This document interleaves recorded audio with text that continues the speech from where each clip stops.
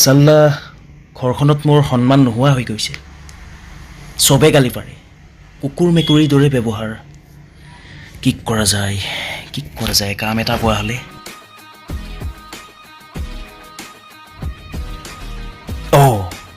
কাম পাই গ'লোঁ। এইটো কামত পইচাও বেছি, এইটোৱে ভাল হ'ব। পিছে এই কামটোত ধুনীয়া ছোৱালী এজনী লাগিব। ছোৱালী ক'ত পাম? আজিও কামটো নাপালোঁ। কিবাকে কাম এটা পোৱা হ'লে কি কৰোঁ ভাবিয়ে পোৱা নাই। এইটো বাৰু ৰক্তিম নহয়নে? হয়নে নহয় বাৰু? বহুত দিন দেখাও নাই নহয়।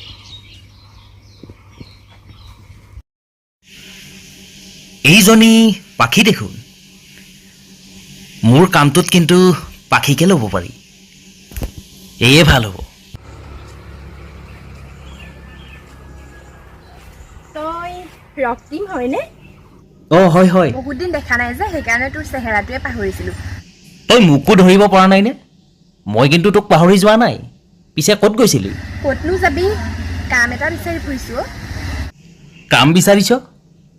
কি কাম বিচাৰিছ? নকবি আৰু, NGO এটাত কাম কৰি আছিলোঁ, কামটো গুচি গ'ল। জানইচোন ঘৰখনৰ ডাঙৰ হ'লে কিমান প্ৰব্লেম। মা দেউতা বেমাৰী, তাতে আকৌ ভাইটি ভণ্টি পঢ়াৰ খৰচ, নিজৰ কথাটো ভাবিবলৈই বাদ দিলোঁ।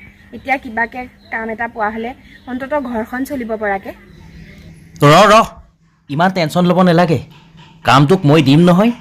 বৰ ধুনীয়া কাম এটা আছে মোৰ ওচৰত। হয় নেকি? পিছে তই আজিকালি কি?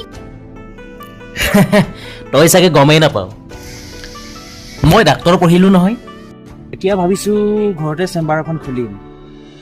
যিহেতু ডাক্তৰ পঢ়ি আহিছোঁ আৰু আমাৰ গাঁৱততো এনেও ডাক্তৰ নায়েই, গতিকে চেম্বাৰখন খুলিম। আৰু তোক যে ক'লোঁ কাম পাই যাবি বুলি, আচলতে মোৰ চেম্বাৰত তোক ইচোন পঢ়াত গেধা আছিলে। 5 বছৰমান ফেইল কৰিহে আমাৰ লগ পাইছিলেহি। কেতিয়া ডাক্তৰ পঢ়িলে? কি ভাবিছনো? হা? নাই